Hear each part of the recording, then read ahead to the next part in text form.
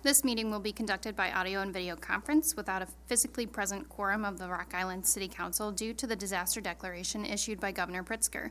Because of this order related to COVID-19 public health concerns affecting the state and the city, the mayor has determined that an in-person meeting at City Hall with all participants may not be practical or prudent.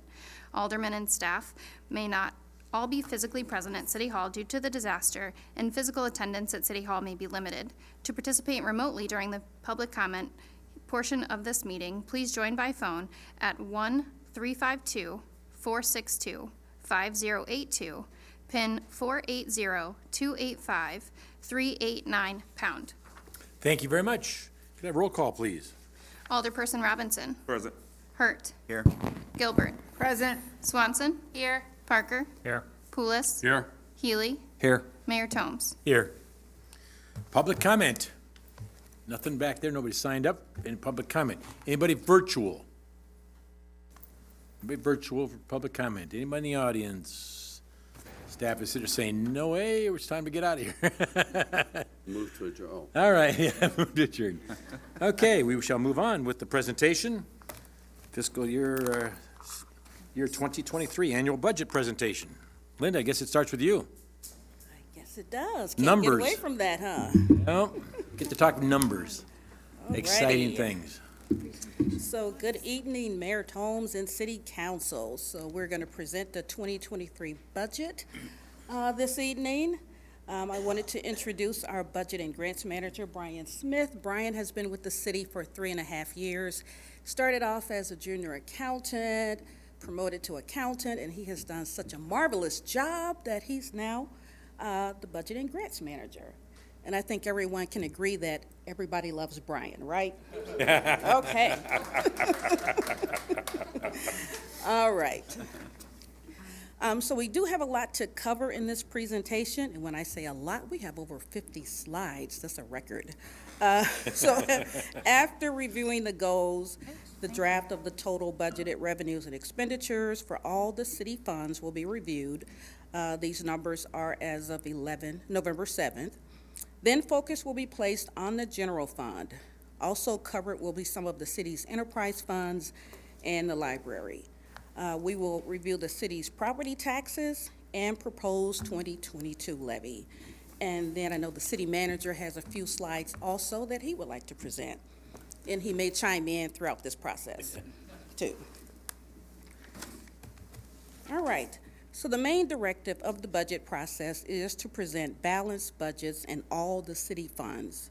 A balanced budget generally means that revenues match expenditures, but there are certainly exceptions, which would include the status of a fund's fund balance.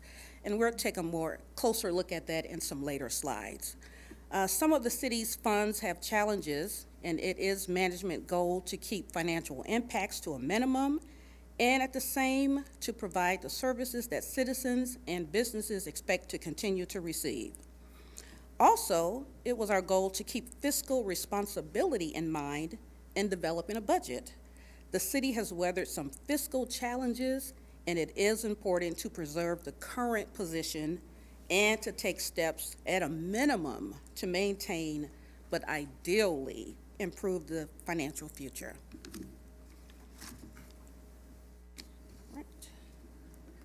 So we'll take a look at the revenue side. So the total budgeted revenue citywide for all funds is $144,600,253. State and local taxes represent the largest category at $29.8 million. This year, state revenues came in at an unusually high rate due to a number of factors. This increase is expected to continue for certain state revenues for a portion of 2023, and it is reflective in the budget. We will also take a closer look at this piece on the next slide. The category labeled Other at $29 million is internal related, such as self-insurance premiums, employer portion of health insurance, employer and employee retirement contributions, and those are in the fire and police pension funds.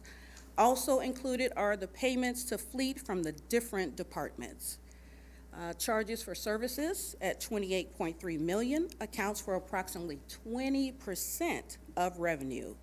The majority of charges for services is in the enterprise funds, such as utility charges within the water, wastewater, refuse funds, fitness center memberships, and green fees within parks and recreation. Property tax currently stands at $18.9 million and represent not only the levy, but includes the tax increment financing funds received in the city's TIF district. Right. Okay, so next slide. Here is the detail of the state and local taxes, which make up the almost $30 million in revenues. Replacement and income tax, as you can see, make up the largest portion of the '23 budget. The personal property replacement tax continues to outperform expectations. However, it is expected that tax payments will start to decline in April of '23. So the assumption is around a 15% decline. So those factors were considered for the '23 budget. Income tax continues to benefit from several positive economic factors such as improving labor market, extraordinary corporate income tax receipts, and higher estimated tax payments from individuals with pass-through entities. The CY '23 forecast is $151 per capita. Our budget is a little bit more conservative. The gaming tax revenue continues to make a post-COVID comeback.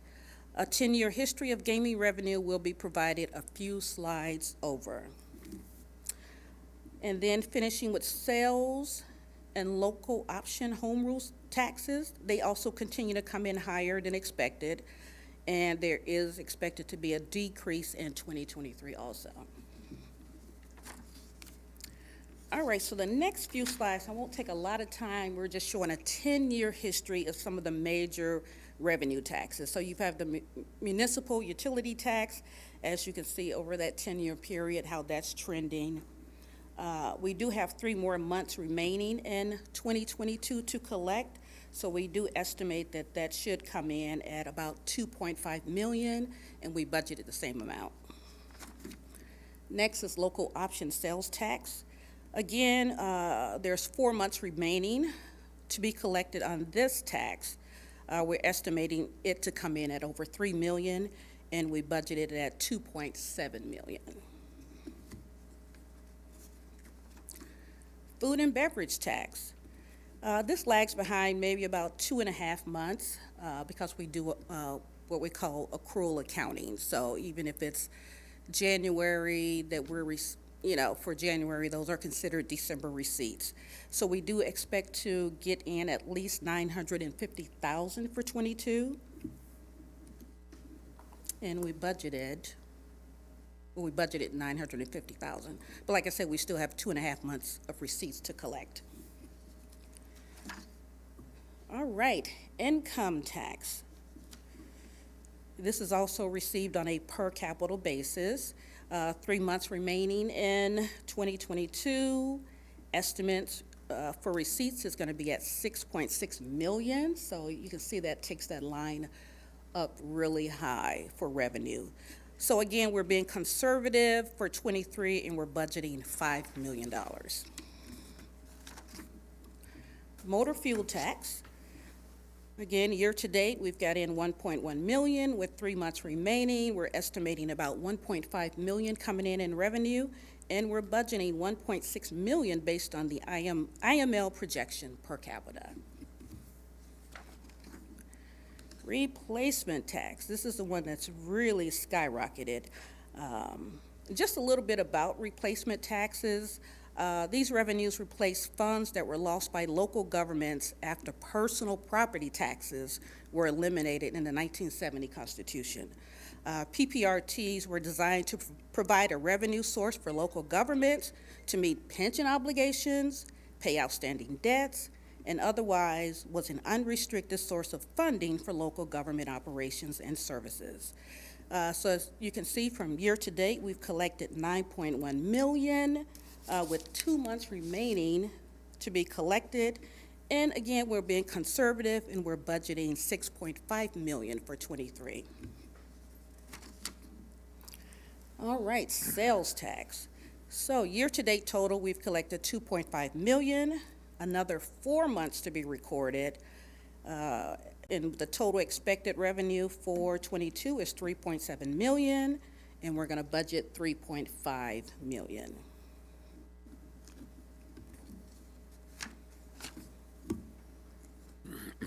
All right, use tax, similar to the sales tax.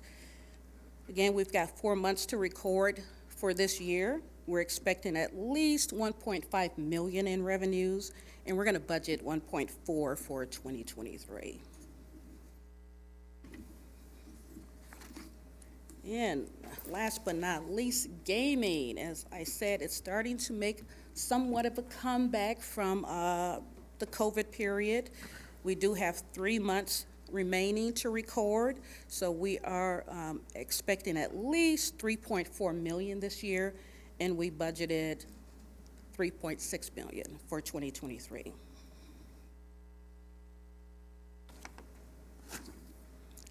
All right, we do want to talk about a few key assumptions during the budget process. A lot of times, you know, the budget is always a work in progress. Some information, when we start, we have just preliminary information until we get final numbers. So some of the final numbers that we've received recently would be for health insurance and IMRF. So those would change what you all received maybe last month in the department books, because those do affect every single department. Okay, so anyway, the IMRF pension percentage dropped to 4.84%, and it was currently at 8.61% for this year. Police pension and fire pension, of course, we know those increased based on the actuarial reports. The health insurance did increase almost 16%, but keep in mind for this year we were at 0%. And then there are the various general wage increases based on bargaining unit contracts. All right, we're going to move over to expenditures. Again, we're looking at this from all funds. So the proposed expenditure budget for all funds of the city is $158,398,891. The calendar year 22 adopted budget was $127 million. So this is about a 20% increase. More details will be provided on the next slide. This chart captures spending across 9 departments and over 40 active funds. The general fund, of course, represents the largest portion of the city's overall budget at $48.9 million, followed by the utility funds, which includes water, sewer, stormwater, and refuges at $30.7 million. Economic development at $7.4 million includes 9 active tax increment financing districts, along with the community development block grant. Police and fire pension funds account for $12.9 million, followed by Parks and Recreation at $7.3 million, debt services at $3.1 million, library also at $3.1 million, and our capital improvement funds at $2.7 million. All other funds are at $17.5 million and includes various funds such as our fleet, motor fuel tax, gaming, Sunset Marina, federal and state drug prevention, and other internal service funds. Also health insurance and self-insurance. All right, so the next slide will show it. You want questions now? I don't know if the council member has a question. Want to do questions now? Sure. So I just want clarification on the debt service. So is that all of their debt service, or is the water, sewage, all the enterprise fund debt service, is that included under water, sewer, storm, and refuse? So this is by fund. So this is specifically for Fund 405. So that would not include the debts that are in the enterprise funds. I just wanted, thank you, For I that. just wanted that clarified.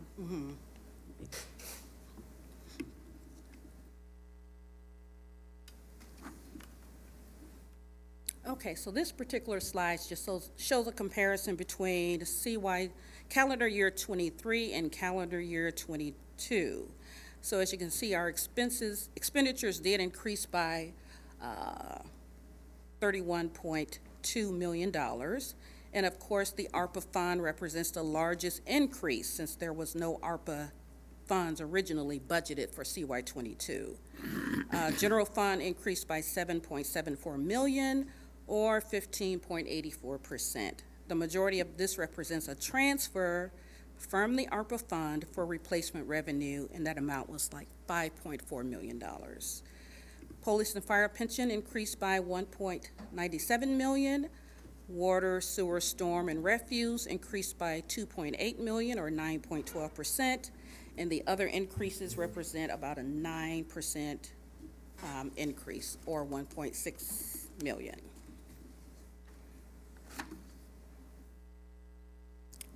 All right, so this slide looks at expenses in a different, just by category. So we looked at the other one by fund, these are by categories. So the largest slice of the pie, of course, is personnel costs, which make up about 37% of the overall budget. Services is the next largest category at $32.5 million, or 21%. Infrastructure maintenance accounts for the majority of the increases in services. Examples of this would include utilities, phones, maintenance, audit and banking contracts, credit card fees, employment and consultant services contracts, legal and engineering services, just to name a few. ARPA represents about 10% of the total expenditure budget. Transfers are at 8% of expenditures, which is $12.6 million. This also includes about $5.4 million in ARPA that was transferred for revenue replacement. Debt services is at 7%, while others is a catch-all for such expenditures such as grant, subcontracts, contributions and sponsorship, and reference materials and et cetera, and that's at 6.25%, and supplies finishing off at 4.2% of expenditures. And again, we wanted to show a breakdown comparing the calendar year '23 to calendar year '22 changes. So once again, the ARPA is going to represent the largest change, more than $20 million in budgeted transfers and contingency. And basically what we did for contingency is, since we're not quite sure what accounts to budget, it's like just a catch-all for right now. So we're just dropping it into this contingency, and then as '23 goes along, we'll move those to the appropriate accounts. Okay, so transfers increased by 42.7%, or $7.7 million. The majority represents, again, the 5.4 from the ARPA for revenue replacement. Contingency increased by 67%. Again, those were $15 million in ARPA funds. And other, again, that's related to the subcontracts, contributions and sponsorships, representation and dues. Okay, so next we're going to take a look at pension cost. As mentioned, one budget challenge is rising personnel cost. The majority of employees are subject to collective bargaining contracts with negotiated pay increases. Police and fire pension are state mandated and were earned by current and former members of the police and fire departments as part of their compensation to provide for the safety and well-being of the citizens of Rock Island. Public safety pension costs continue to increase and will continue to do so as we point toward a 90% funding by the year 2040. The city stands by the obligation to fund the police and fire pensions, but at the same time is aware of the budgetary impacts. So for CY '22, the city's IMRF contribution rate decreased, as we mentioned earlier, from 8.61% to 4.84%. IMRF stands for Illinois Municipal Retirement Fund, which has provided pension services to employees of local government and school districts in Illinois. The Illinois Pension Code does determine how IMRF administers benefits, but not on the same level as mandating pension payments. Okay, and the next two charts will just show those increases over time in the police and fire pension funds from 2012 up until 2022, so a 10-year history.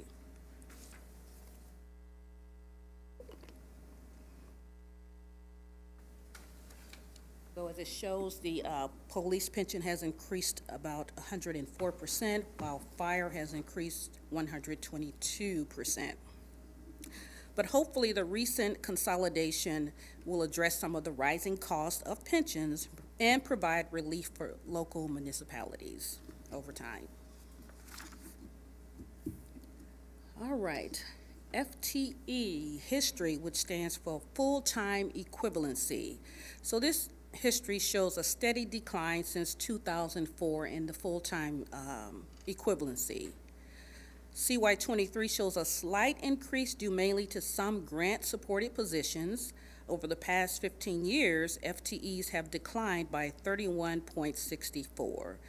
The next slide will provide more details on that slight increase. So for CY23, the slight increase is due mainly to some grant-supported positions, which includes 2 ARPA positions, 2 new positions for CED, Community Economic Development.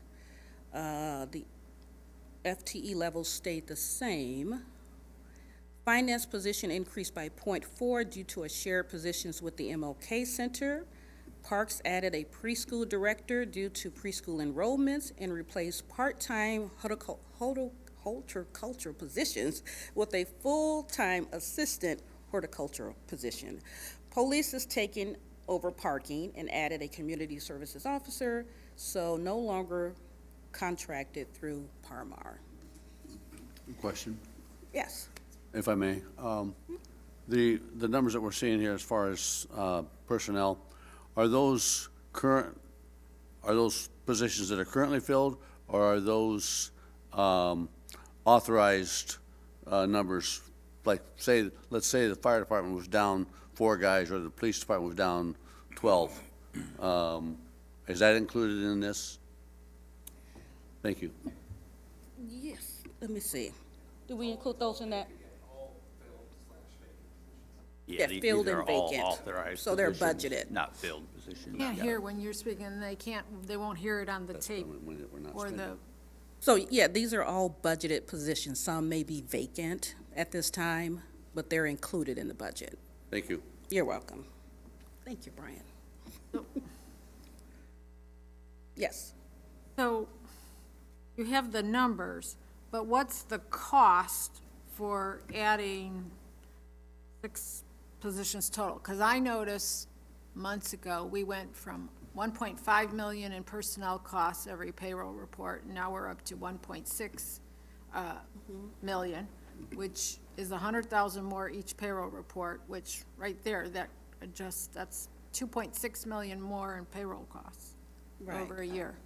So definitely with the grant positions, those are going to increase costs. You have that increased revenue to match the increased expenses for those positions. But do we have the total cost of the 435.65 positions? Yeah, we can get that for you. If we have it in any of the reports.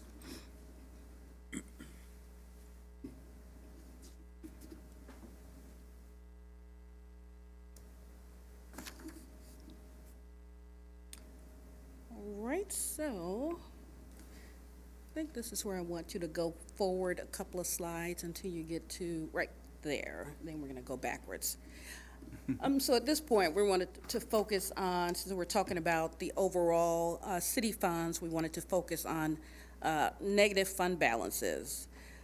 We do realize that this is a concern that we need to address, and we do plan to develop a policy to address these issues. Some of the negative balances here are things that will be resolved. Some of it is timing issues with grants. For example, the CDBG grant is definitely a timing issue. Some of the Martin Luther King Center grants, again, represent some timing issues also. We do have some internal service funds, such as fleet services and engineering. Those funds in general should break even over a period of time, but that has not happened. So definitely is something that we need to look at and to address going forward. So these are the only funds that have negative fund balances? Yes. Some positive fund balances there, too. It's not uncommon for one fund to do an interfund loan, but typically you would have an established policy on how that works with a plan to repay, the amount that you borrowed from one fund. The engineering fund is the one that's a real concern here. And I think the first step towards dealing with these is to no longer drive them more into the negative, but we also need to develop some kind of plan to repay them, because this is real cash on hand. This isn't just accounting numbers, Correct. So how are we getting into a negative state with, for instance, the engineering? How is that going negative? My understanding is it would have happened over a number of years. The engineering fund was set up sort of like an internal service fund where, certain other funds or projects would pay for those services. And, over a number of years, you didn't generate sufficient revenue to cover your cost. So you developed this negative balance, which, again, you can do that, but if you do, this is one fund kind of borrowing from another fund, you can do that, but you need to do it intentionally. You need to have a plan to repay it. And in some of these cases, there really wasn't that, plan put together to repay it. And that's what we need to try to develop is a plan to repay these amounts. Typically, one fund, a council would approve an interfund loan. You would have a payment schedule, and then you would charge one fund, would charge the other fund some interest, in order to do that kind of borrowing. In the future, I don't know. We need to talk internally with staff about whether or not we want to keep engineering as a separate fund or just incorporate it into the general fund. That's what I've seen most commonly.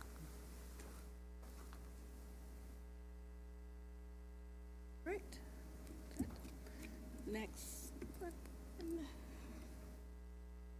Okay. Sorry, Oh, go ahead. when can council expect policies? I mean, what kind of timeline are we talking about? 2 months? Are we talking about by next year's budget? Yeah, I would say early next year, but next year's budget for sure. She's going to talk a little bit about where some of the funds stand relative to fiscal year '23. And, my intent would be in fiscal year '23 that we not, at all possible, make these numbers, larger. And that's kind of the first step, I think, in dealing with the problem, is just not to keep making it worse. She'll show here what the engineering fund balance deficit would be, for the deficit for '23 will be. Yeah. All right, so we've already kind of touched on engineering, so we will keep going. All right, so I think that's where I need you to kind of back up a couple of slides, right there. Okay. All right, so now we're going to kind of shift focus to the general fund. So this particular slide, we're going to look at the general fund revenues and expenditures summary. So the total proposed general fund revenues for Fund 101 and the special funds, which really account for less than $15,000, that make up the general fund, are $49.7 million, which is up $11.3 million, or 29.6% from the '22 adopted budget. Expenditures for the same funds are $49 million, up 9.3, or 8.5%, which can be attributed to, of course, $5.4 million in ARPA revenue replacement, refilling personnel positions that were delayed, and supplies and services at $1.2 million. So as it stands, based on what is currently recorded in the budget module, revenues outpace expenditures in the general fund by $667,000. At last year's budget presentation, there was a deficit of $1.38 million, and 2 years ago, there was a deficit of $3.67 million. So we have come a long way in balancing the general fund. But that was also, though, primarily because the state revenues are doing so well in our ARPA funds, correct? Definitely the state revenues is the major reason. Right. The increase But in the once state that revenue. goes away, we're kind of back to square one then. Well, hopefully we can take advantage of, what's coming in and be, fiscally conservative and be able to, use those funds to, to keep us going, so. But yes, what we're seeing as far as Going, the. but not obligate us to ongoing costs that once the Right. revenue disappears, then we have no way to pay for it. Yeah, we haven't really used ARPA to balance the budget, so to speak, but we have used ARPA to fund needs that without those funds, we would have had a challenge meeting. So, I think we've strategically used ARPA funds for one-time expenses, which has helped the budget, but we haven't created a situation where we're using one-time funds to fund ongoing expenditures. Yeah. Correct. It's an important point to be made to residents. Why are state revenues doing so well? Why is the replacement tax so high?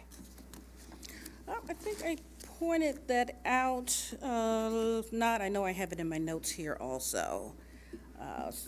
I know they had some changes. Now I don't want to try to talk off the top of my head, so like I said, I think I have it mentioned in some slides here. Okay. If not, get back to you on that. Yeah, in general, your replacement tax and income tax, those are taxes on corporate and individual incomes, and there's been a lot of money injected into the economy, and I think that's some of a reflection of that. Definitely. Okay. All right. Unemployment's low.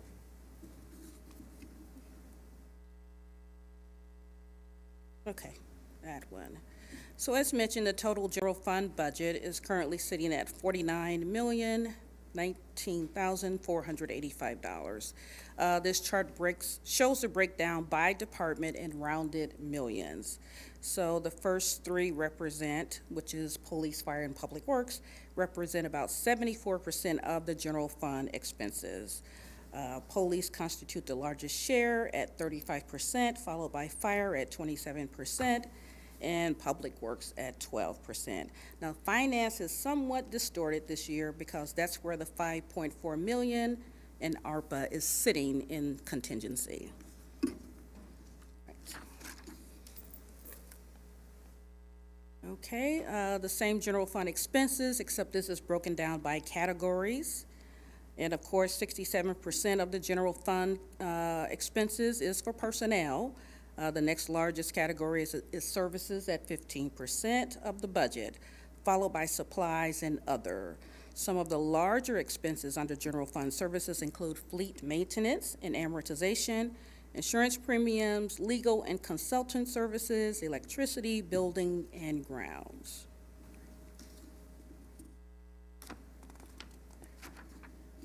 Okay, this particular slide, we take a look at the personnel cost by category.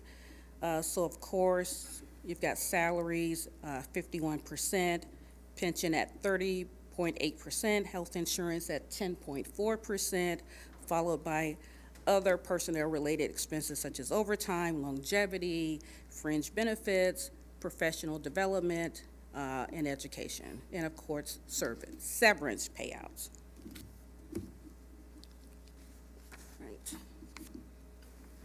So again, looking at personnel costs by department, 26.9 million of the 32 million are related to public safety, which includes police and fire.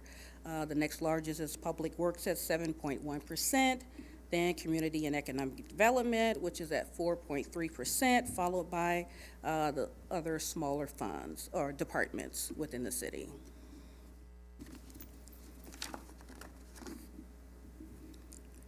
All right, so this is an interesting slide. We tried to project the estimated surplus for '22. I would say don't get too excited because we still have to go through the audit and there's always changes during the audit. It is the goal of the City of Rock Island to maintain sufficient cash in its general fund so that a positive cash balance and fund balance is maintained at the end of the fiscal year. The current policy is 60 to 90 days of budgeted operating expenditures. Any amount over that is considered surplus. And according to our policy, any general fund balance in excess of this requirement that has not been assigned to the fund to fund the general fund operations of the next fiscal year will be transferred to the capital improvement funds at the completion of the annual audit.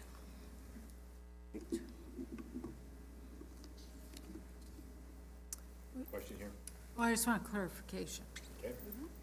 So the general fund excess above 90 days, the $10 million, assuming the audit and all that other stuff, that's what's going to be transferred to the capital improvement?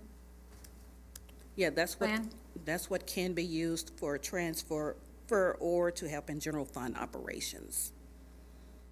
So again, like I said, this is a little early to really be looking at this. I kind of wanted to back up to last year when we finished the 2021 audit. We finished that with a $3 million surplus. So part of that, we subtracted out the prior year amount that was used to balance the deficit. So that still left $1.7 million that we can use toward this year's budget, or for 2023 budget. That's part of how you got to this number so quickly. In '21, you budgeted a deficit, I think it was, what, a couple $1 million? 1.3 million. 1.3, and you actually had a $1.7 million surplus, so that's a pretty good swing there. And then this year, we anticipate having another year in which there's a very good surplus. So it's kind of put us in a good situation in terms of our, available fund balance. Right. It makes Linda nervous just because it's such a large number. Yeah, I was like, let's not put that in there. But Why is it the city's policy that the surplus goes into the capital improvement budget? I mean, is that a GFAO suggestion? It's common practice, and what it does is it keeps you, to some extent, from, if you keep it in the general fund, it's easier to think about spending it on ongoing operations. This way, if you put it in a separate fund, you can focus more on one-time expenses or capital projects, things like that. So although, you talk about putting it into the different fund, it's available for a wide variety of different uses, some of which, Linda's talked about, and we'll talk a little bit more about, we could reduce those deficit balances, certainly, replenish our vehicle replacement fund, and in the short term, use it to cover some of our deficits in our other funds. Or pay down debt. Yeah, you could use it to pay down debt, Yeah, sure. that's where my head went. I mean, Yeah. I'm not the budget maestro, and I'm sure we have plenty of projects in the CIP that are not funded this year that all of these folks would like to have funded, but if I get a windfall of cash, I go and pay off my credit cards first, So, We'll put together some scenarios for the council to look at and present those probably early in the, in the next year. Begin thinking about spending it or using it strategically for different things, and we can provide some options to the council. all right, so I am on slide 32, so we're almost there. All right, so the next 3 slides will focus on Public Works Enterprise Funds and then Parks and Library. Parks and Library are both supported by property taxes. We will circle back to the review of the property taxes after that. Recall that there are different types of funds and government fund accounting. Enterprise funds, also known as business-type funds, mean that their accounting is more like you would see in a business. They are generally self-supporting, and charges for services make up the majority of the revenue. The wastewater fund is worth pointing out as it is the largest of our enterprise funds. with expenditures in CY '23 planned at $14.7 million. Debt services make up a large portion at almost $5.3 million. This is mostly for low-interest loans through Illinois EPA to pay for implementation of federally mandated programs. The water fund is the second largest of the public works funds. The planned CY '23 budget is $10.5 million. Stormwater and refuse make up the remaining public work funds. So the total budget for calendar year '23 is $29.9 million. Last year's original budget was $27.9 million. Contingency on their ARPA money or not? It's been ARPA and the other contingencies, I just know. Not in this one, this is for, yeah, that's a different one. So, but this chart doesn't reflect, isn't there a deficit in refuse or a negative fund balance? I know it's, at some point, it's supposed to work itself out, but. Right. I don't know if we have a separate chart on that or not. Yeah, there was a small deficit balance in the refuse fund. I think it was a couple $100,000. Okay, yeah. Wouldn't you like to have that extra? Relatively speaking.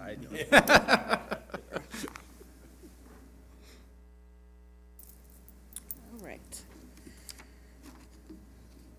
Okay, so the next slide shows the rate increases for '23 based on a rate study that was performed last year. Water rates are scheduled to increase by a uniform 5.5% for all user classes. Wastewater rates are scheduled to increase by a uniform 4.5% for all users. Stormwater rates are scheduled to increase by an average of 34 cents per year, if I got that right. And refuse, quarterly rates remained unchanged.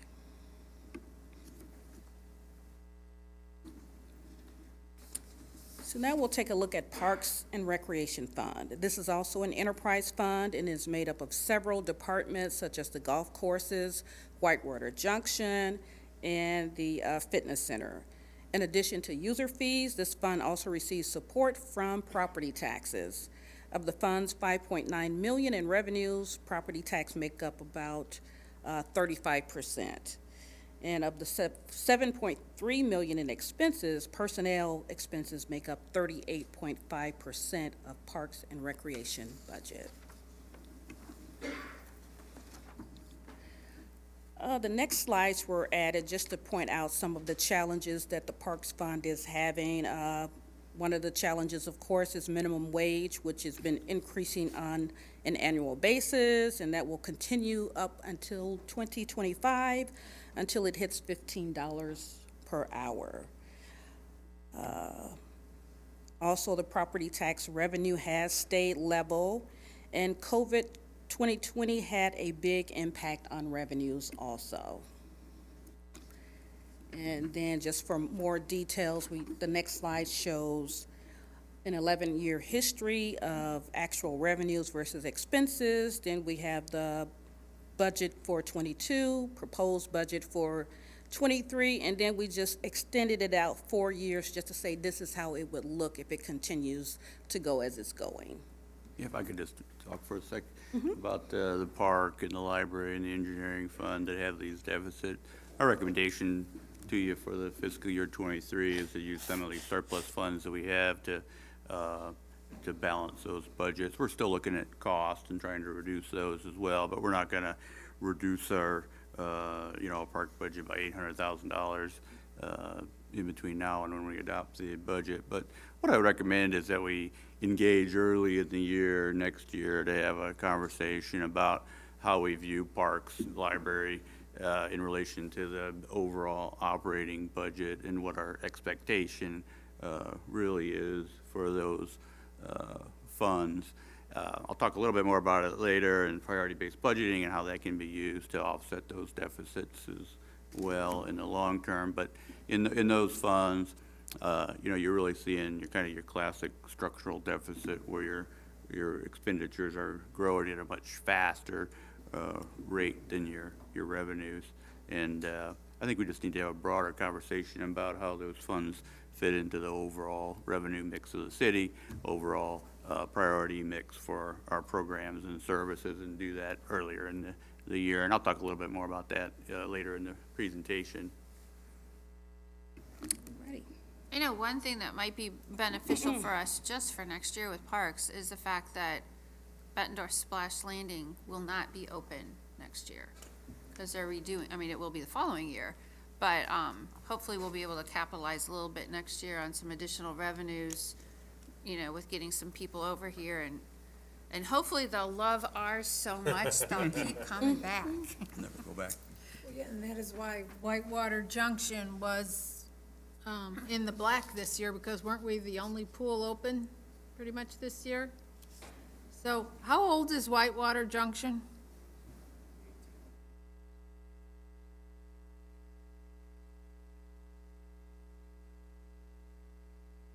It can vote.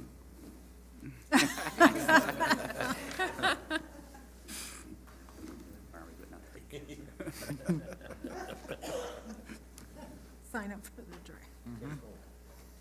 Yeah, I can't smoke yet. Okay, moving on to library fund. This is a governmental fund and is therefore supported by property taxes and limited user fees. Proposed expenditures for calendar year 2022 total $3.1 million, and revenues total $2.8 million. The proposed tax levy is $2.3 million, which is unchanged from the current year. Personnel expenses make up 59% of the library budget. So again, we did want to highlight some challenges that the library is having. Again, they also are impacted by the minimum wage increase that is set by the state. And number two, property tax revenue have remained pretty, level. So those two major impacts were, for them. And the next slide, again, we looked at several years of actual revenue versus expenses. And then we looked at the 22 budget, 23 proposed, and then just extended out 4 years just to give an idea of what that would look like if it continued on the same trend. Are some of these challenges including with the new library coming online? I mean, is that gonna increase the challenges, or is that factored in? How is that working? Or how is that perceived to work? Angela, do you want to comment on that? Well, minimum wage is gonna go up the next 2 years. Exactly, so that's meaning you're gonna need more people to run that facility, so is that gonna increase this deficit then? No, last year's budget had a full year of operating for the new library, but it didn't open. So we're carrying some of that over for next year. There is no increases. We didn't ask for more staff. We didn't ask for anything. We were trying to make it on what we had. The increases here aren't even really minimum wage. We only have one minimum wage employee. It has to do with service contracts all the way around. The price of paper, books cost more, electronic materials cost a lot more, and that we've never had a balanced budget since I've been here for 10 years. We've always been in the hole every year, and we're always digging ourselves out of it. So it's just grown. We do the best that we can. If you'll recall, in February, I said we would need $269,000 to balance our budget next year. I was pretty close at $304,000. So we're on top of it. We'll do the best that we can, but any help is very much appreciated. Thank you. And the library does have a pretty significant fund balance that can cover that deficit, but you don't want to be in a situation where you're, living off of your fund balance to cover your expenses. You'd ideally be in a situation where your revenues would cover your expenses annually. I think one of the biggest challenges for the library is the revenues come from property tax. So what council chooses to put in for the percentage for property tax, like if it stays the same, that's fine, but expenses don't stay the same. So I think in some ways, council ties the hands of the library in that we keep your revenues exactly the same as what they've been, or we drop it to zero. So we either keep your revenues the same or we take your revenues away, but your expenses, just because of life and how everybody's expenses go up, your expenses go up, but you don't have the revenue to match or offset those expenses. So it's kind of like keeping your same income, but every year the cost of everything goes up, but the cost of your income stays the same. And that's very much true of the park fund too. In both of those funds, you know, a significant portion of their revenue is artificially established by the council, and that's part of that larger conversation that we need to have about how we treat the library and the park and what our expectation is with respect to balancing their budget. And I didn't bring up parks because I don't know how parks operate. Yeah, but they're No- both no very, offense to you, I very just didn't know. similar in that regard, that a large portion of the revenue is just artificially established by the council.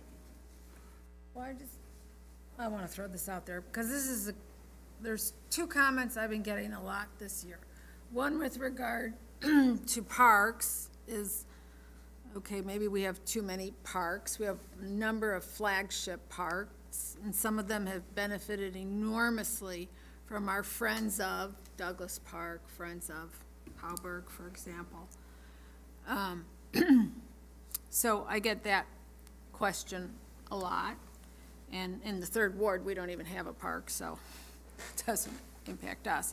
The other question I hear from constituents a lot, in particular this year, is with the population we have, why do we have 3 libraries plus a mobile library? When usage seems to be declining. I'm just bringing to the table what questions I keep getting asked when we have the larger conversation. Not with the library, there is 3 libraries, but the one out in southwest Rock Island is financed by the Blackhawk Right, Township. and it more than covers. It doesn't come out of here. Yeah, it more than covers their expenditure. does. Yeah, I don't even count that. I always tell people, well, don't count the one out That's there right. because they're fully supported. Right, okay. Yeah, no, I agree. Okay. All righty. Slide number 40, property tax allocation. So property taxes are indeed an important revenue source for the city, and since we have referred to property taxes that are budgeted, I wanted to point out a couple of things. First, total property tax revenue related to the levy is proposed at $15,136,513. So compared to last year, which was, when it was extended, was $14,445,552, is an increase of $709,988. 61% of this proposed levy is allocated to supporting police and fire pensions. Library and parks share of the recommended levy is 15% and 14% respectively. General fund accounts for 9% of the recommendation. The public benefit portion is recorded in the debt service fund to assist with paying debt-related expenses such as banking fees. So the next slide will provide a little more detail. This table actually breaks down the last year's tax levy and this year's proposed levy by the component of the tax levy. So general fund operations, which includes general fund, police, and fire, would receive 70% of the property tax levy. The only proposed increase is to cover the fire and police pension contributions. Last year, the parks received a 10% increase, while library received 7.5% to help offset minimum wage increases. Included in this table is the city's property valuation, which is a part of the formula to calculate a tax body's property tax rate. We are anticipating a 4.64% increase. Last year was 6.99 due to the downtown TIF ending. It is important to note that there are times when the final number is different from the estimate, but just barely.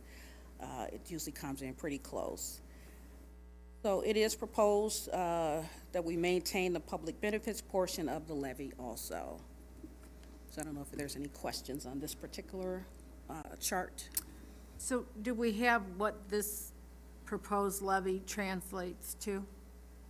As far as the property tax rate, No, well, we used to always, remember, have a slide where it'd say, okay, at this proposed tax levy or tax rate, Yeah. you know, adds. That's coming. Oh, okay, That's on good. slide 40-something. Well, and I think it's important to point out and to remind residents that pensions were not an eligible expense under ARPA. We could not spend any ARPA dollars on pensions, correct? Correct. Yep. I think it's important to reiterate too, that although the levy's gone up $690,000, this isn't a property tax increase. The levy is increased, while the rate's essentially the same due to an increase in the property valuation. Correct. Ms. Barnes, does the, we're looking at the police and fire pensions, does that number include the 9.91% that the officers put in out of their pay? No, because that's the employee contribution. Right. So this is just the employer This is just the portion. employer contribution? Thank you. Correct. Okay, so this historical schedule shows the city's tax rate back to the mid-1980s. So in the early 1990s, the rate reached a high point of 4.1249. Before the 2017 levy, the tax rate had remained very level for a decade, after reaching a point in 2005 when the rate was 2.573. The levy to support CY23 is estimated at 2.7517, which remains relatively flat when compared with last year's rate of 2.7479. So you're talking 0.0038% increase. All right, next slide. So this slide shows the city's equalized assessed value history back to 2003. The city's EAV decreased in 2012 and 2013 and has seen an upward trend since that time. So for 2022, the estimated EAV is at 4.78%. Do you know overall, like, how accurate, you know, they always give you a number in the fall, right? For Right. projected EAV, and then you get it, the actual number in April or whenever, right? Correct. Are they pretty close? They are very close. Okay. Very close. Good to know. Is there a distribution between residential going up? Like, I know commercial properties are down, so have they factored that in at all? I have not looked at the details from the county regarding this recent increase. You know, it's something I can probably, check with them on, is was just wondering. see if there's any particular reasons That's fine. for that. Thank you. Okay.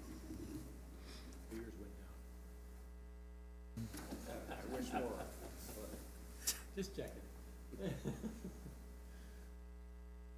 Okay, so this particular slide here shows the 6 portions of the property tax levy. The last column depicts the proposed 22 levy of $15.1 million. Fire and police pension costs are provided through the actuary. So you can see from the bottom portion of the graph the effects on the general fund, which has shrunk considerably over the years. In 2012, the general fund portion was $2.7 million. For 22, the proposed levy allocates $1.4 million.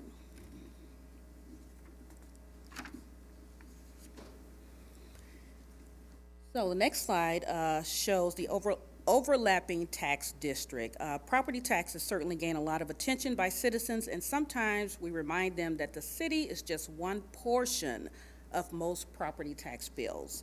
There are other layers of governments, also known as overlapping taxing districts, which include Rock Island County, the township, the school district, airport, colleges, and transit authority. Each taxing district establishes their own levy. So this table shows a 7-year history of the breakdown of a tax bill and shows that for the 21 tax levy that was payable in 22, the city of Rock Island's portion of the bill was 21.6%. And when combined with library, the total was 25.7%. In 2014, the city's portion was 23.8%.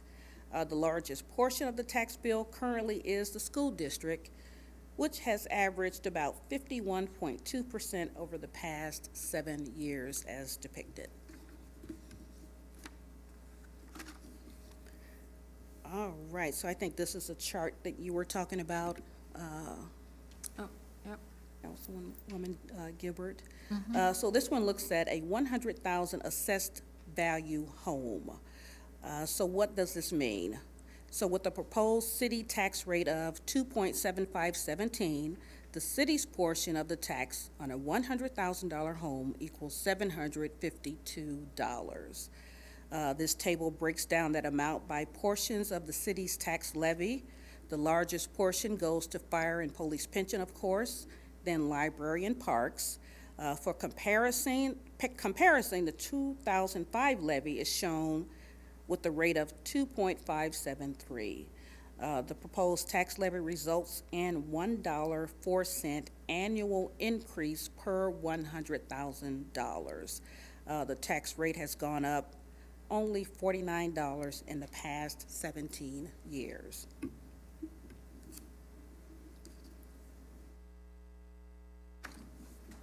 All right, and just because Brian loves charts, this is another way to look at the general fund portion of property, and city manager also loves charts, so. So this chart depicts the general fund portion of the property tax levy, which has decreased by more than 58.92% since 2012. All right, so I'm going to step aside for a moment here and let the city manager. Okay. Thank you, Linda. Great job. Oh, Sorry. yeah, sure. Real quick, before we get into more bigger picture stuff, I didn't see the King Center in any of this. Is the money budgeted for the King Center included in the general fund? No, they have their own separate funds. They are a little different. Some are budgeted in special revenue funds, which is governmental, and that would include the building and building addition. And then they have their nonprofit side. So that really is not, they do budget for it. Sure. But for financial reporting purposes, that's considered a component unit of the city. So out of But we the, budget for all of it. Or Jerry budgets for all of it. yeah, Jerry. So out of the, I'm trying to find the slide real quick, sorry. I'm still in revenue. Expenditure, there we go. Out of the 158,399,000 expenditure budget for the city of Rock Island, is any of that money going to the King Center? Yes, they would be included in those numbers also. Which, are you looking at the total, all Like funds? I'm on slide 16. 16. Or even go to slide, there was one where it was like the general fund by departments there. Like it's slide 27. Yeah, so going back to your 16 expenditures by fund, Yes. the King Center is under other. So other, which is at 17.5 Okay. million, includes the marina, MLK-related funds, and then other, like, special revenue funds. there. Okay.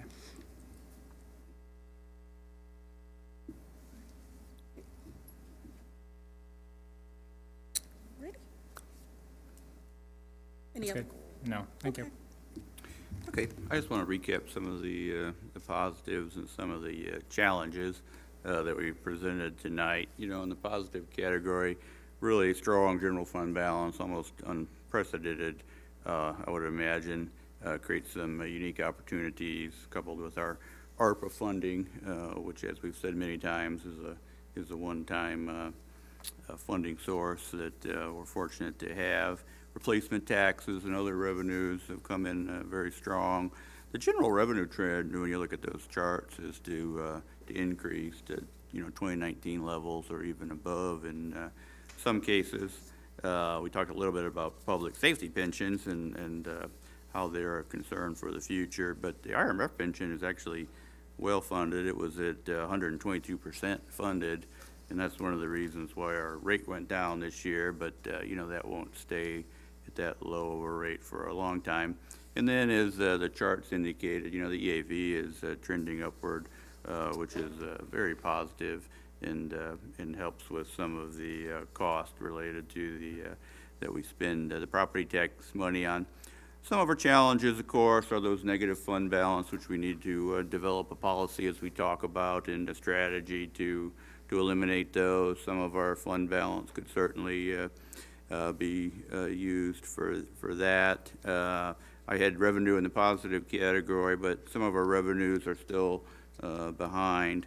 Gaming is one of those, which is significantly reduced amount from the future. As I look at our financial situation, our situation regarding vehicle building and computer replacement and maintenance is a challenge. We've spent down our vehicle replacement program to zero. ARPA has kind of bailed us out of the challenge we would have faced with our snow fleet and our ambulance fleet. So we need to be cognizant of that moving forward.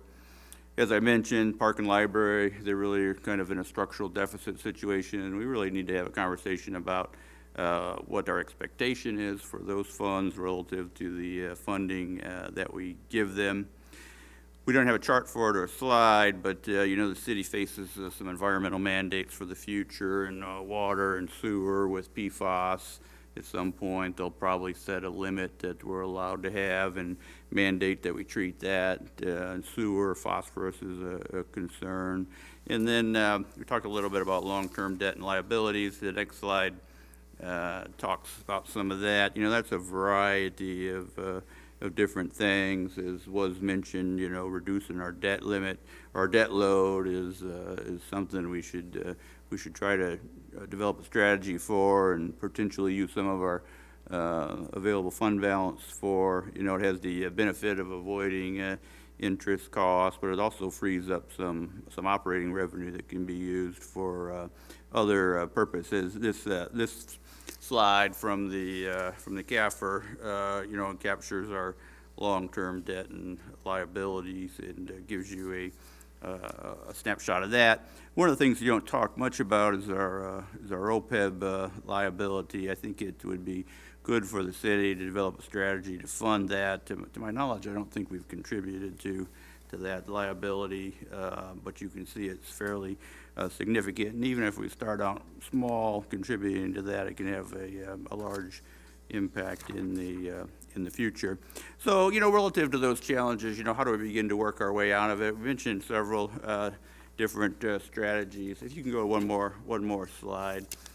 I've always recommended kind of a balanced approach to dealing with challenges like structural deficits and long-term liabilities and things like that. And, for instance, your deficit in the park fund, you're not going to solve that by just cuts in the park budget unless you want to significantly reduce the level of service.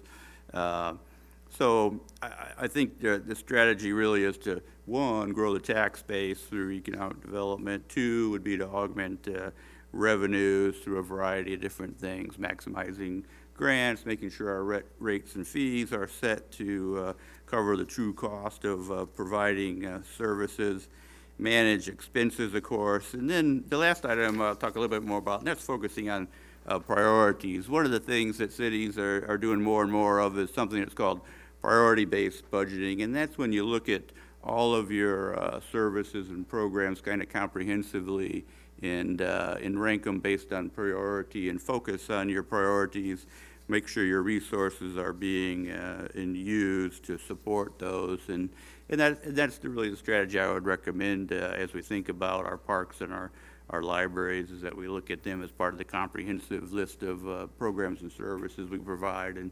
prioritize what's most important to us and to focus our resources on those things.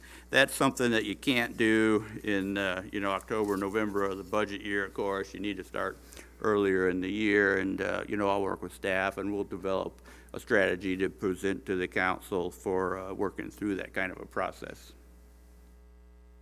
Be happy to answer any other questions. That kind of completes our presentation. I think the last slide talks about the works or the schedule moving forward. At our next meeting on the 28th, in the study session, we'll talk more about the capital improvement plan. We're going to schedule individual council member meetings in between November 28th and 12th. So Naomi will be in contact with you to talk a little bit about those. But all of that, of course, will lead up to the having the budget presented for approval during the month of December. Linda, is there anything else you wanted to add, or are there any questions for either Linda or I or any of the department heads about their areas of the budget? I just want to make a quick comment. Thank you for everything. I mean, it was a wonderful presentation. I think with the ARPA funds, I mean, we all can kind of see the writing on the wall. If we don't increase, you know, with the property taxes or whatever, we don't increase revenue coming in, we're going to continue to have the same situation continuously. We don't have enough money to do everything that we need to do. Kind of echoing off what Alderperson Swanson said, we're kind of, council holds the hand with parks and library, but we're kind of stuck because of the obligations we have. We don't have enough funds to pay off that if we're, you know, based off of what we just seen tonight. I was kind of, with the ARPA funds, I think that was a great way for us to increase some of that property value by building some of those homes. But that was one of the programs we kind of cut back on, partnering with someone to build homes to get more property back on the rolls. Because I know within the first ward, we have a lot of vacant lots that are just sitting there and they're not generating anything. So I'm just looking for something different. You know, I don't want to continue to do the same thing. You know, we all have terms, so we can pass the buck to the next council that comes up, but staff and yourself, you're stuck with this. So we don't want to put you in a situation that we just continue to pass the buck. The marina, the parking garage, things that are just not being done, and we don't utilize the resources or the time to actually get it done.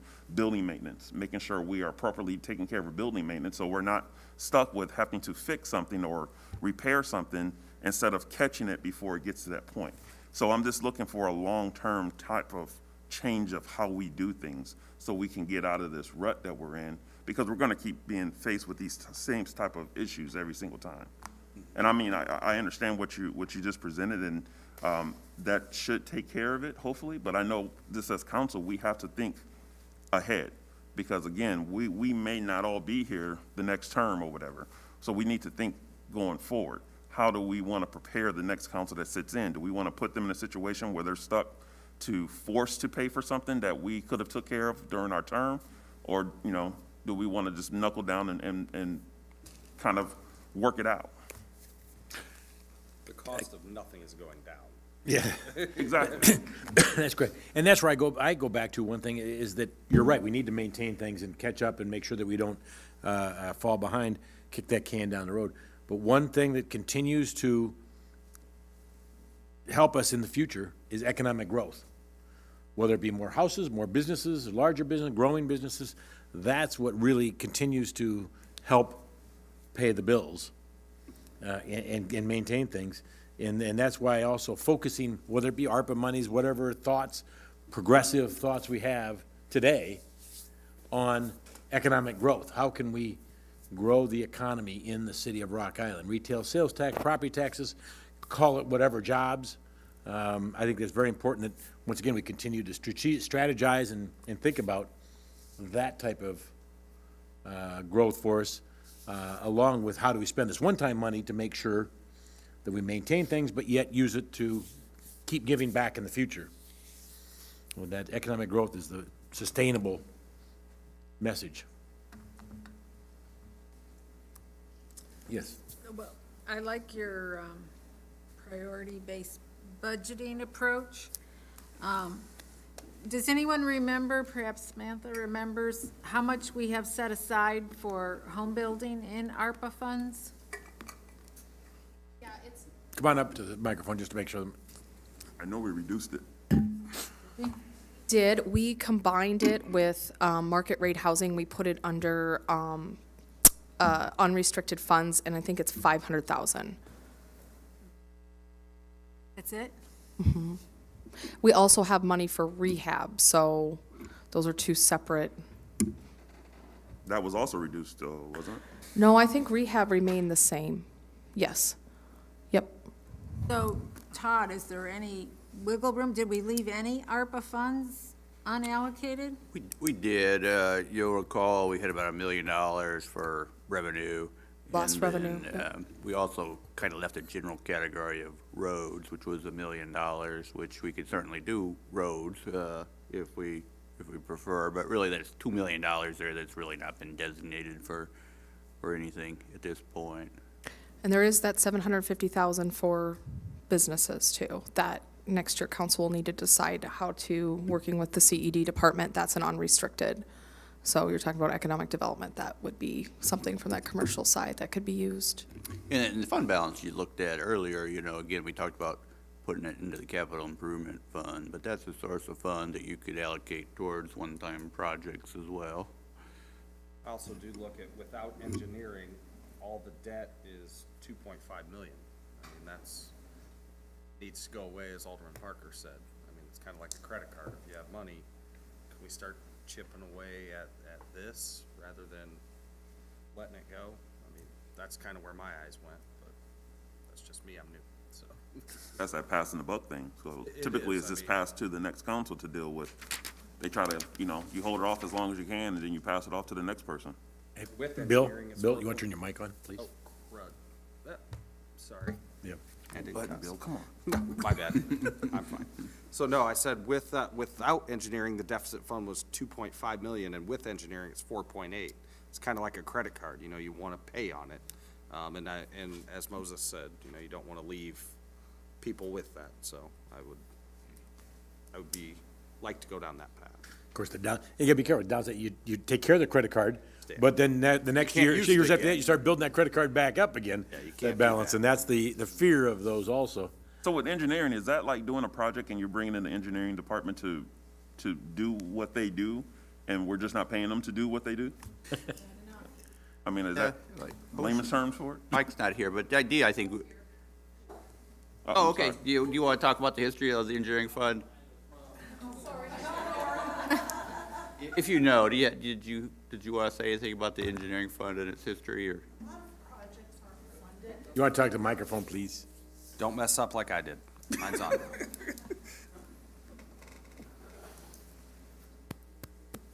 I don't know if you can hear me. This is Mike. I'm Oh, also Mike here? on. Hi, Mike. Sorry, I'm sick, so I apologize for not being there tonight. A lot of the engineering deficit comes to, like the city manager said previously, unbillable charges for either unplanned projects or projects that we simply didn't have the funds to pay the engineering services for. And that's just a compilation of years after year of those type of things. I can't name those unforeseen projects or unplanned projects, but they do come up yearly, whether they're emergency projects or not. So that's mainly what that is. One of the things that we're doing to try to correct that in future years, we did have another employee retire this year that we're not filling. It's still in the budget. However, we don't plan to fill that position. So there's a savings there. And we had the same scenario last year as well, that we didn't fill this position. So that's 2 vacancies that we have not filled in that department. And I can't speak immediately to this, but, at one time you created these engineering funds, and then you would issue bonds for projects, and you would charge that bond fund for overhead, or you would get a grant, and you would charge the grant for overhead. Well, what happens all too often is, you use up all those funds on the cost of the project, in the environment that we've seen. Or a lot of grants have prohibited administrative charges too, so, I mean, that probably has complicated it over the years. Well, I appreciate that you brought to the whole council's attention about the negative fund balances, which I discovered last year when doing the budget, and I'm like, well, those costs were paid somewhere from some fund, there's just not a number on paper. But one thing, and it kind of ties in with what the mayor said about economic growth, it's on your chart, but I don't think it was mentioned, was our population decline. We need to address that. And part and parcel of that is the wealth of the population. according to Miles, 48% of our households are low to moderate income, which is $38,000 a year income or less. 48%, that's almost half of our population. And I think we have 21% poverty rate too, but, yeah, 21 and a half, I thought it was like that. So that's something we should be having a conversation about too, and what strategies can we do to help lift people up to making, barely, sustenance. Yeah, there's the indirect impact of population decline, which is you don't have as many people buying houses and shopping and things like that. But there's also a very real direct impact. We get about $150 per person in shared tax revenues. Is that about the right number, Linda? And, when you lose 1,000 people, that's $150,000 a year. Wasn't this uplifting? Yeah. Well, I think tonight we want to try to paint a picture of broadly of the positives and the challenges we face to help, facilitate making decisions both in the short term and the long term. And that's the important part about when you talk about the city's finances. You're trying to balance next year's budget, but you're also trying to plan for the future as well. And I think it's important to have that broad overview. Balance. So, is it my understanding that the more systemic issues at play are not, we haven't had time in this budget cycle with your newness and everything to really dig into how we're gonna address the fact that we're not budgeting sufficiently, in my opinion, for building maintenance, technology, vehicles, Computers. right? However, that's gonna be a conversation we're starting here at the beginning of the year. Yeah, that's my thought, is that we'll start on it in the beginning of the year and work on it, throughout the year. Again, planning for the following year's budget, but also just for the longer-term financial stability of the city. Yeah, absolutely.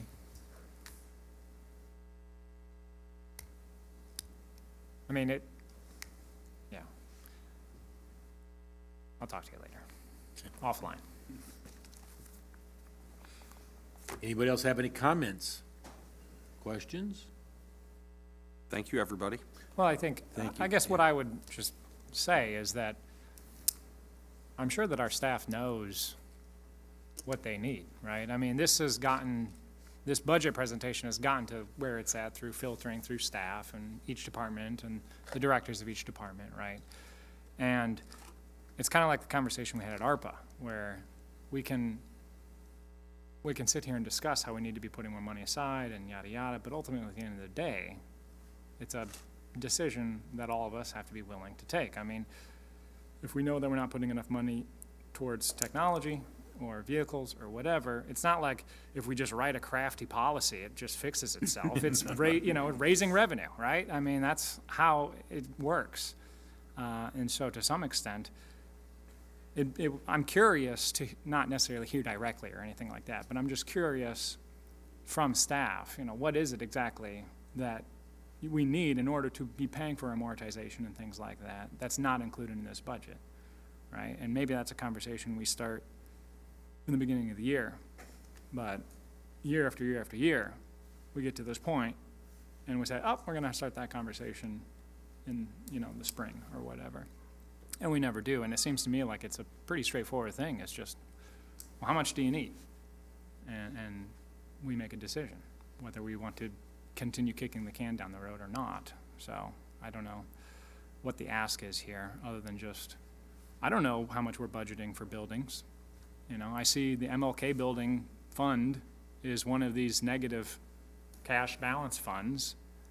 What exactly do we need? What's the property tax levy difference to fund that to where it needs to be? That's the kind of questions that I would like to have answered. And perhaps we can get into those in the weekly one-on-one conversations. Along with that discussion, though, you have to look at, if you're going to tell the different departments, you're going to need to cut back X amount or X percent of your income or your money that we're going to be able to give you, that comes with a cost. Mm-hmm. And no tongue in cheek, you're going to have, there'll be a decrease in service. Right. So the citizens have to realize that, okay, if we're gonna do this, that's gonna come at a cost to each and every one of us, because each of us here is a citizen here in Rock Island. Right. So we have to decide, what are we willing to give up in order to make the numbers balance? Well, and I think Or- that's that I'm sorry. priority budgeting. Yeah. I mean, that's. Correct. Exactly what it is. The citizens should tell us where the money goes. And it doesn't have to be all one way or the other. Absolutely. You got to increase revenue and reduce expenses. Doesn't mean you can't try to do both.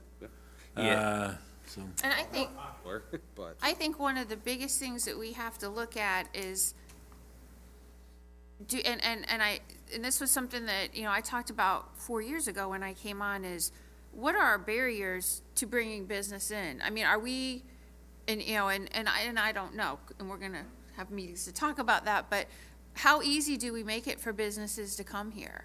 Because you look at growing your tax base, well, your biggest tax base is the businesses. So how friendly is Rock Island to bringing businesses? Because I know in the past, we weren't super friendly to new businesses.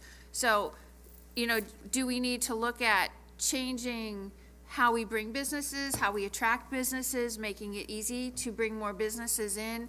You bring more businesses in, the parks are a great amenity, we have, let's be honest, when the winter comes, you always know when you're in Rock Island because our roads are clear.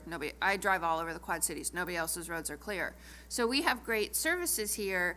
I looked at that chart of property tax, when it was at 4% and how it's gone down. Honestly, I want that chart on the front page of the paper because you hear about how high the property taxes are in Rock Island. Well, they're not. Look at where they were and where they came down. So what do we need to do to bring businesses to build that commercial tax base? But at the same time, what amenities and services do we have that we need to capitalize and promote on to bring residents so that we don't have that population decline? And I think if we can figure out what that magic formula is to bring businesses in and people in, then we're going to raise the tax base, so we're not gonna have to have a conversation of, we've got a 48%, what did you say, 48% of our citizens are households at poverty level or Low to moderate low to income. moderate income. So you cannot take that demographic of people and raise their taxes anymore because they're on fixed income. So you start raising taxes, you start raising property taxes and fees on that demographic of people, and they're not gonna stay because they can't, they're gonna leave. And so you're gonna have your population decline, so you have to figure out how do we bring people in? And maybe it is loosening some of our regulations for bringing businesses in. Maybe we do a big campaign on, we've tried, how great Rock Island is, but I think that's one of the things that we really need to look at is how do we build that tax base with businesses and with residents and not with taxing people to the point where we now are contributing to the population decline. you increase property taxes, and fees and everything else too. You do not only hurt, the ones that are on fixed incomes or low, moderate income, you also chase away the ones with wealth. Right. That's the other side, is that you chase people out here that have wealth that are helping offset some of those. And so that has an effect too. They don't stick around and put up with that. Isn't that what we're doing with the SSA tax in the downtown? How many of them came and said, you're not cost competitive in Rock Island compared to the other Quad Cities? And, I spent half an hour on the phone with Mr. Carmichael, who owns Coventry Apartments, who pays over $180,000 in taxes a year. His SSA tax is going to be $20,000. For residential property, he's like, I don't need your flower baskets or any of your other services. It's mostly a senior apartment building. I take care of my residents, but we're not listening to what some of our businesses are already trying to tell us. But I didn't mean to get off on that. I wanted to follow up on two things, something Mr. Parker said. I believe in the budget this year, departments had to include money to contribute to fleet amortization. Isn't that correct? I kept reading that. Isn't that correct? Talk about that a little bit, Linda. It is in the budget, or it isn't? For fleet and, yes, They had to start making those contributions again. which they always do. I Right, mean, but in the then that past, used to be the has- one that would get Xed out when we had a Right, but- deficit, yeah. Do you know the Okay. total amount? I don't think I have. But I just wanted We to don't point have out that, that they are having to go back to recruiting. So the other thing that several people brought out is, with our residents, and I guess, so how can we communicate what's most important about this budget to our residents in easy to understand language? What is our plan for doing that and getting the word out in as many ways as possible to residents? Town halls. Well, before we pass the budget, though, I'm like, we're running out of The graph. I mean, but that's, it all kind of goes into, we have to continue to have communication with our residents so we can continue to give that, because we're looking for a magic solution to get the word out, and it's just not happening. I mean, it's not, we still been waiting for some kind of plan on how do we do that? Well- Now, how do we get in contact with our residents? keep So asking can we that. ask, Sarah, do you have any ideas on this? You're our communications person. I mean, you can't overload them with a lot of information, but there are a lot of, as Alderwoman Just see if we- Swanson pointed out, a lot of positive things in this budget cycle. Right, right. First time at the podium, too, thank you. I think Miles will give it up. before she talks, I think as a starter, I think the presentation tonight has a lot of good information in it, and maybe Sarah can help work to distill some of it down into something a little briefer. Yeah, and there's something that you and I talked about earlier today, Mayor Tomes. What I used to do as a reporter, come in and have a one-on-one with the finance director, yourself, and the city manager, and that will happen. I'll talk to you about scheduling that. So I've already got that in the works. But yeah, I think that if we can do like a summary sheet and, hit on the highlights, this is the EAV, that the tax is going up or down, hopefully, or stay the same or go down. These are all good headlines, good news to promote for Rock Island. So keeping it as simple and basic as you can, because not everybody understands budgets or taxes or EAVs or what does that mean. So, The question would be, the question could be is that, okay, you get that information, but how do you disseminate it? There's a town hall meeting, there's social media, there's TV, there's, I of think course, that's our newspapers, there's responsibility. mailers, there's, how do you get that out I there? think that's Right. our responsibility, Yeah. though, as councilmen or council persons, to be able to know who you are requesting to vote for you and get that information out. That's why the unplugs, the town halls, that's our job also, is to get that information out to them. That's one avenue, I agree, but I think this is. But that's a mass- that's a very important avenue, because what I do in my town halls, I take everything we discuss here, and that's what we discuss in our meetings. They ask those questions that I bring back up here. So you have kind of a really good starting point where you're trying to get that information back from your residents that you're representing. So yes, if we get the informational sheets and we can get that out, because then we can distribute that out. I know, I meet with mine every month, once a month. So that information is very So- useful for me. right, and that's a great idea, but what I mean But I is, think what we're asking here really is how do we get the word to promote our city out there? Town halls are great for our residents and to our ward constituents, but I think what the overall goal is to paint a positive picture as our city to other areas of the Quad Cities and such that we're trying to attract these businesses and stuff. I'll use this as an example. You resonate what you say, that's how you get the word out. When I'm at my job, I talk about my house, the things I do. I'm the spokesperson. So I'm the spokesperson talking about not only my neighborhood, but the city in general. So it's the same thing with the town halls. When you're bringing people in and you're getting that positive and, reinforcement from them, those are your spokespersons, because they're talking to other people, not only Rock Island residents, other people throughout the community, people that live out of town that are looking for residents that's the people they're contacting. They're contacting people who live here. What do you think about this? And unfortunately, sometimes it's our residents that would say, no, don't come here because of this, because of that. So we have to get them on board by making them feel involved.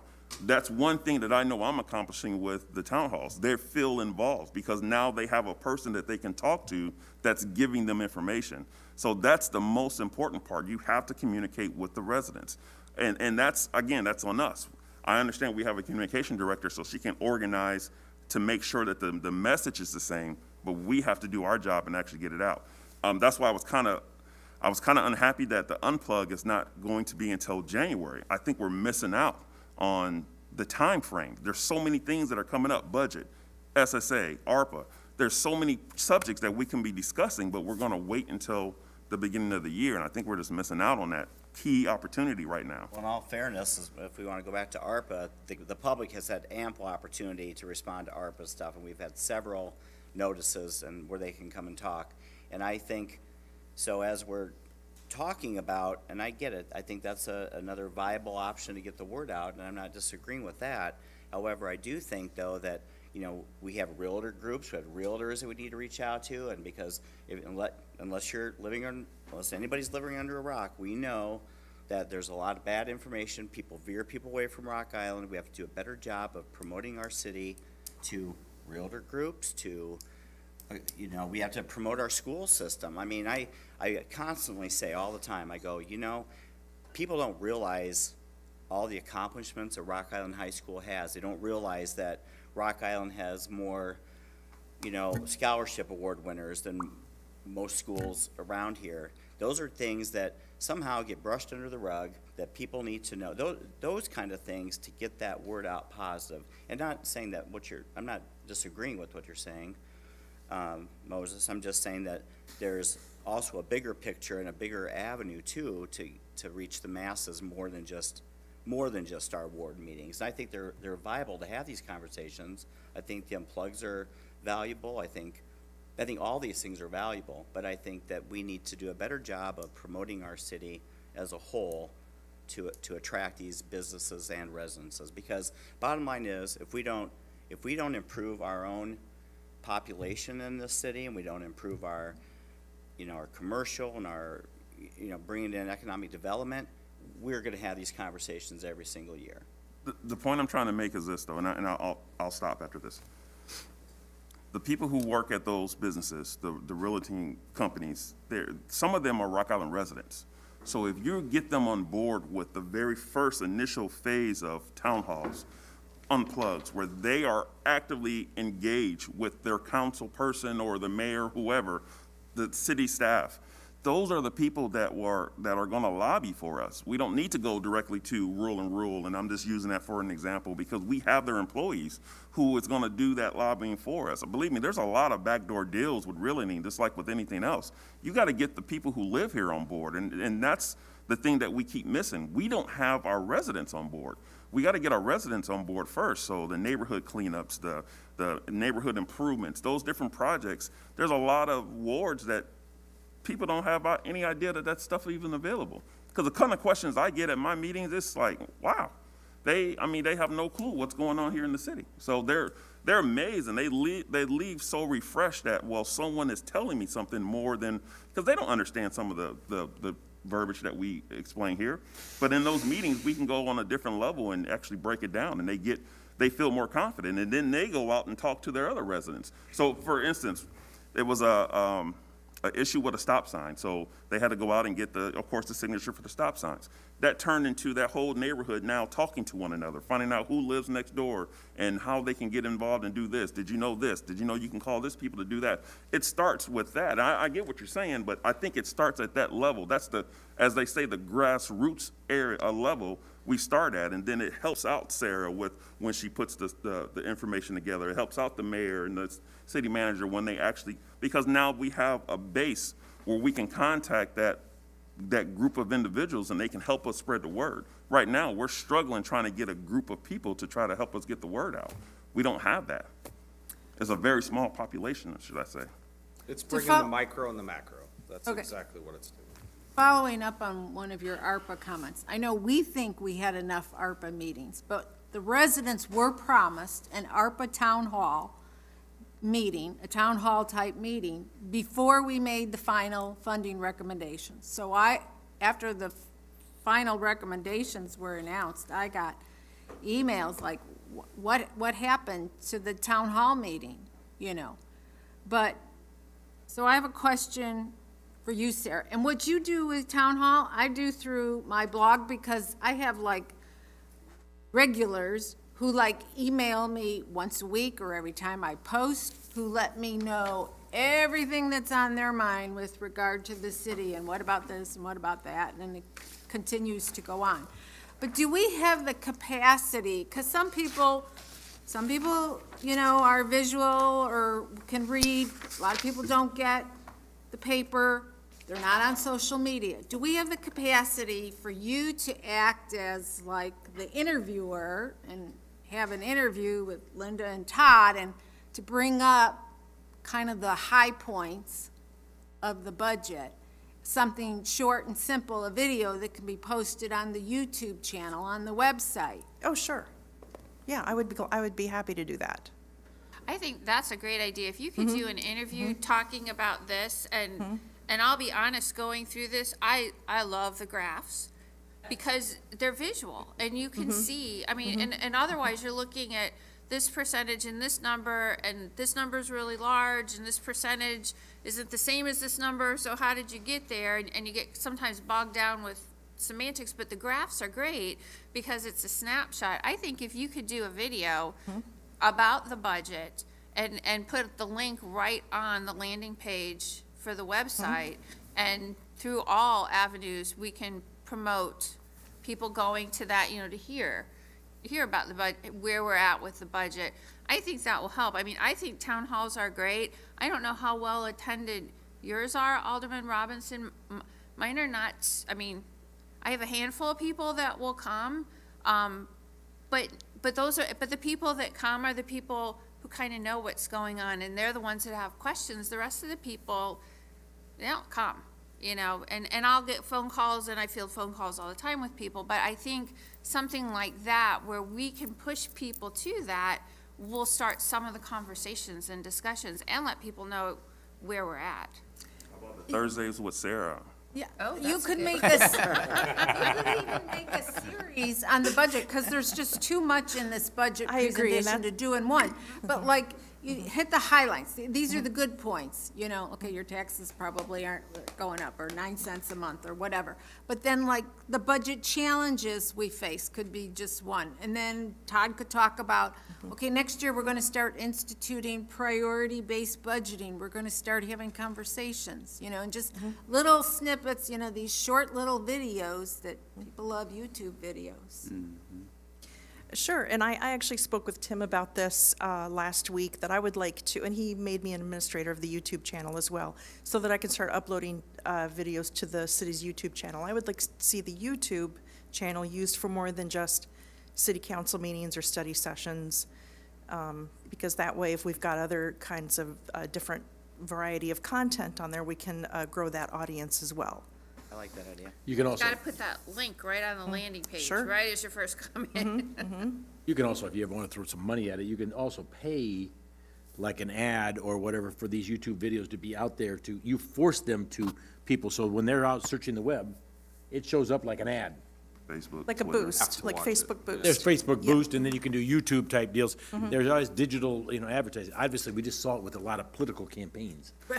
Okay? Really? Yes, but digital type deal. But you can put monies toward those that are relatively reasonable and comparable. I asked this question, I think, when I first was elected and was meeting with the directors. I met with Tim about having a web page for each alderman, you know, just a one, and it's not tied to the person, it's tied to the ward. So when I leave, it changes into whoever else comes here, but it's still there. So that's their baseline, you know, however they use it.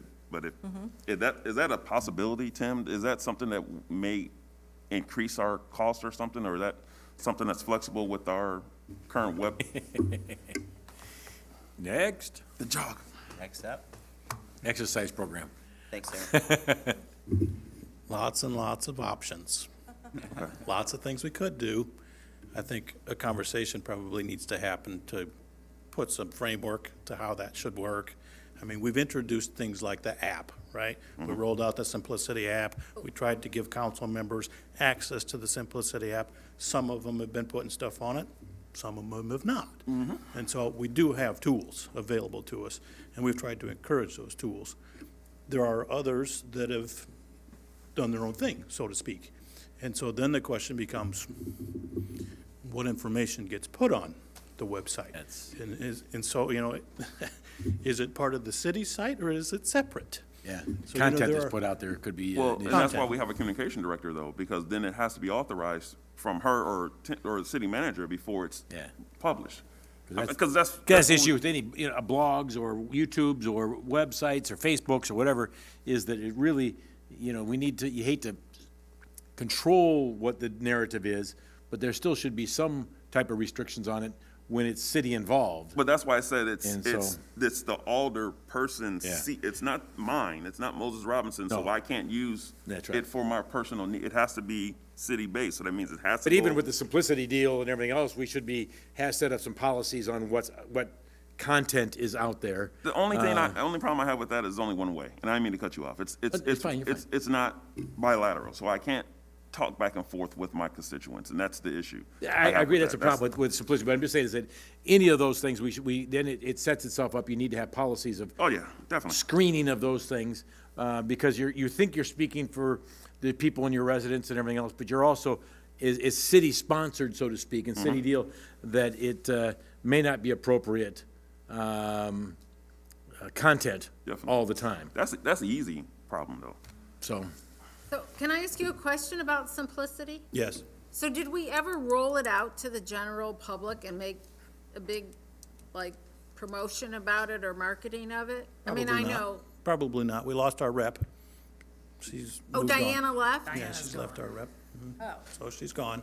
And so, you know, on that side of the house, we really don't have any advocate like we used to have. I don't know if they've got somebody new, but we really haven't been pushing the app the way that we could have or should have. Oh, But, okay. you know, there were some challenges with it, realistically. As, you know, as Alderman Robinson points out, it isn't necessarily a two-way communication thing, but it wasn't meant to be. Right. And so, you know, it was just pushing information out. It's not Facebook, right? And so, But that was an advantage, though, that it's not Facebook. well, that's You what, don't that's have- what we thought people wanted. We really did.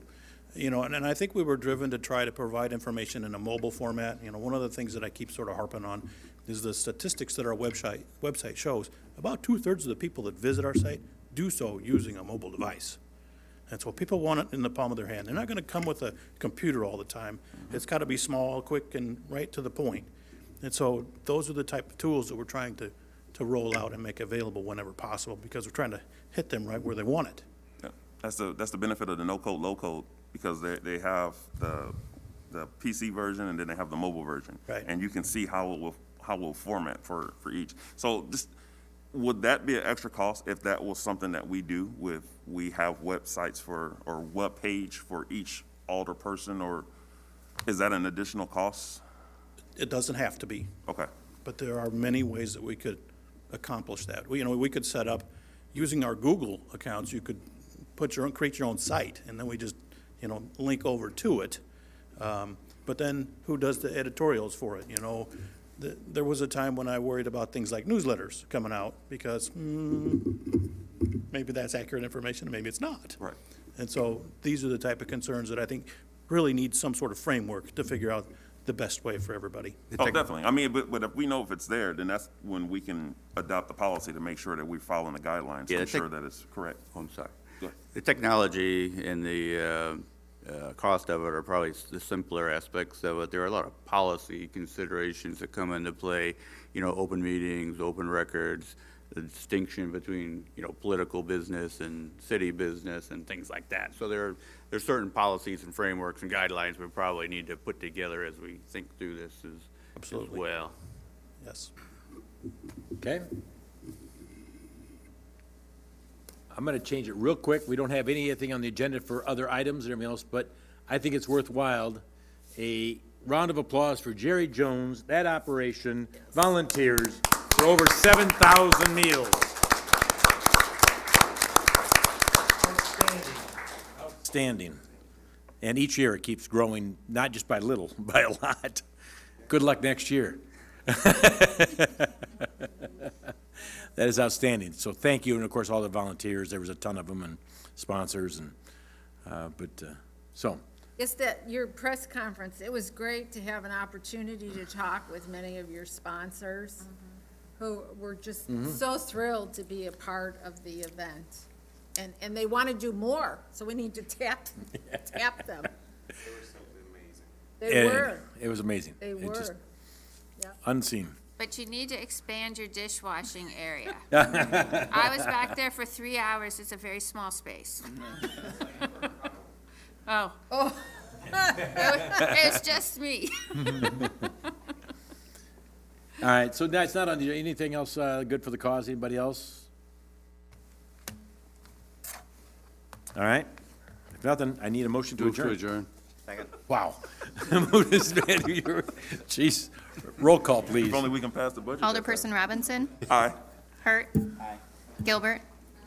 Swanson? Aye. Parker? Pulis? Aye. Healy?